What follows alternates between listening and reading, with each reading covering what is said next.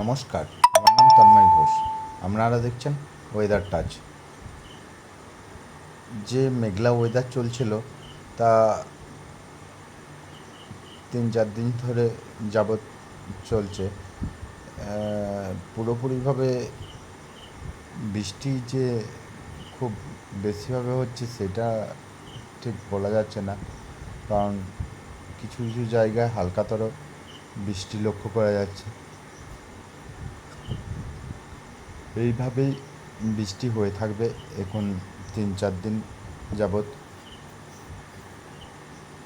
ভারী বৃষ্টি না হলেও হালকাতর বৃষ্টি কিছু কিছু জায়গায় এমনিভাবেই চলবে এবং সারাদিন মেঘলা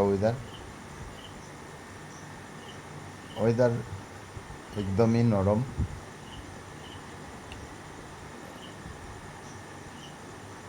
হালকা মেঘলা গরম থাকবে, কিন্তু যে আগের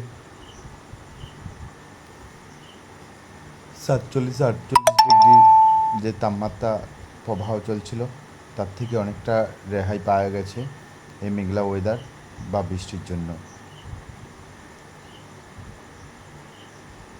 তো বৃহস্পতি শুক্রবার নাগাদ ভারী বৃষ্টি হওয়ার সম্ভাবনা আছে, কিন্তু এখন তার জন্যে কিছুদিন ওয়েট করতে হবে। হালকা মেঘলা ওয়েদার এবং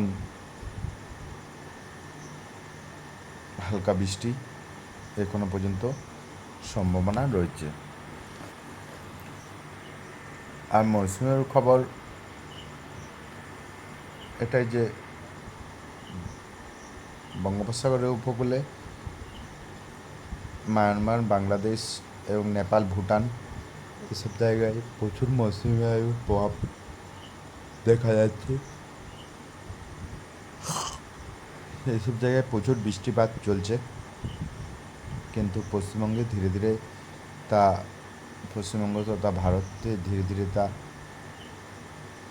প্রভাব বিস্তার করছে এবং তার প্রভাব আস্তে আস্তে বুঝতে পারা যাচ্ছে।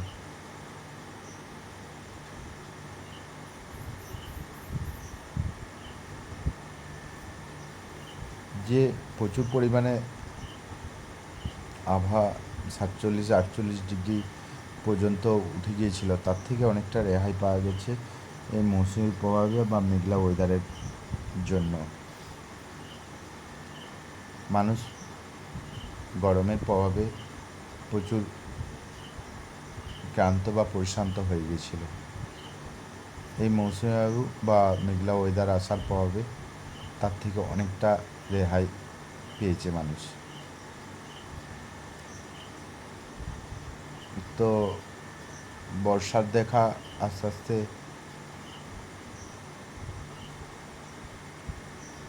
শুরু হতে চলেছে।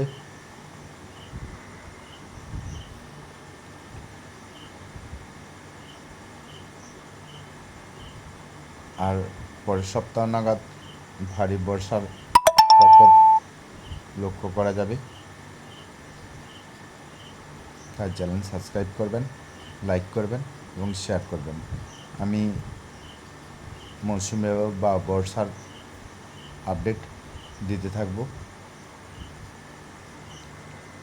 ধন্যবাদ।